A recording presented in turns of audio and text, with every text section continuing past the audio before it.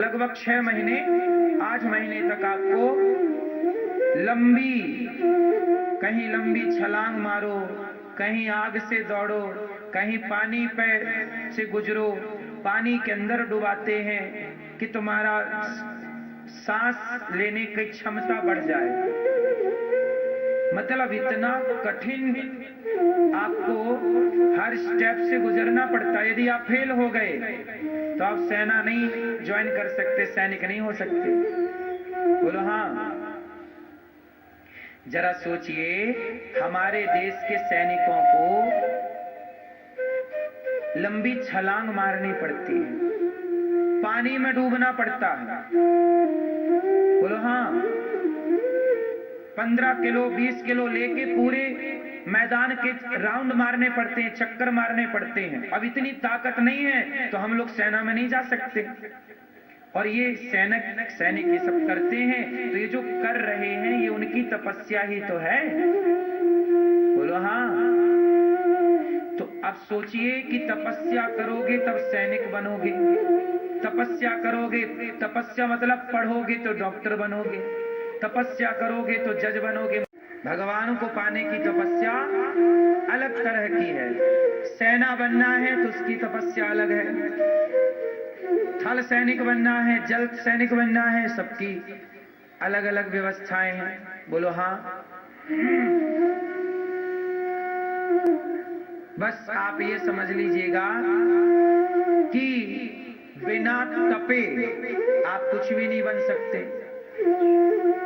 तो आपको यदि भगवान को पाना है तो आपको ये तपस्या करने पड़ेगी कि अपने चित्त को अपने तो ये मैं आपके लिए बता रहा हूं कि आप अपना मन टेस्ट कर सकते हैं कि सही चल रहा है कि गलत है। तो आपको पता लग जाएगा, क्योंकि ये बात आप किसी से बता नहीं सकते ना, तो उसे देख के हमारा मन कुछ कुछ कर रहा है, नहीं तो फिर लोग मजे लेने लग जाएंगे।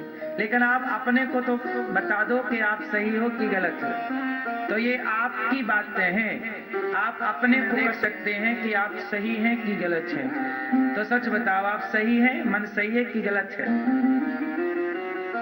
क्यों? मन सही है आपका कि अभी भी भटकाव है जगत का? क्यों मैया? अभी भी किसी को देख के ईर्ष्या द्वेष तो नहीं करती हो? तरक्की देख के जलन वलन तो नहीं होती? ये मन की शुद्धि का उपाय है। इसलिए क्या करें? ना काहू से दोस्ती, ना काहू से बैर, कबीरा खड़ा बाजार में सबकी चाहे खैर। इसलिए कहता हूं, मन ऐसा बनाओ कि कोई कितनी तरक्की कर जाए, किसी के सुख में आपको सुखी होना चाहिए। तू सुखी है, हम भी खुश हैं। कोई दुखी है तो हम मानव जीवन क्यों मिला है? किसी को सताने के लिए, मारने के लिए, काय के लिए? एक दिन भरत जी ने सोचा कि सारी जिंदगी गुजर गई, वही काम रोज करते हैं हम लोग। क्यों? आप लोग वही काम रोज करते हैं, रोज सोते हैं, रोज जागते हैं, रोज नहाते। तपस्या करते करते घटना घट गई। एक मृग का बच्चा पानी पी रहा था, मतलब एक मृगी पानी पी रही थी, तो शेर झपट्टा मारा मृगी को खाने के लिए। तो मृगी ने जान बचाने के लिए छलांग मार दी नदी पार करने के लिए, और वो मृगी गर्भवती थी, मतलब डिलीवरी का समय था, और जोर की छलांग मारी तो उसका गर्भ पानी में ही गिर गया, मतलब बच्चा पैदा हो गया।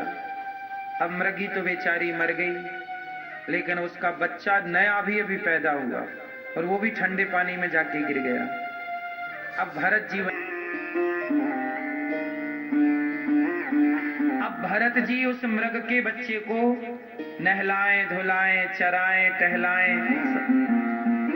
एक समय आया कि भरत जी के मरने का टाइम आ गया। भाई मौत तो आनी है, और भरत जी के जब मरने का टाइम आया तो उनके मन में एक ही बात आई कि मेरे मर जाने के बाद मेरे इस मृग का कौन ख्याल रखेगा और मृग का ध्यान कैसे रखा जाएगा। और मृग का चिंतन करते करते भरत जी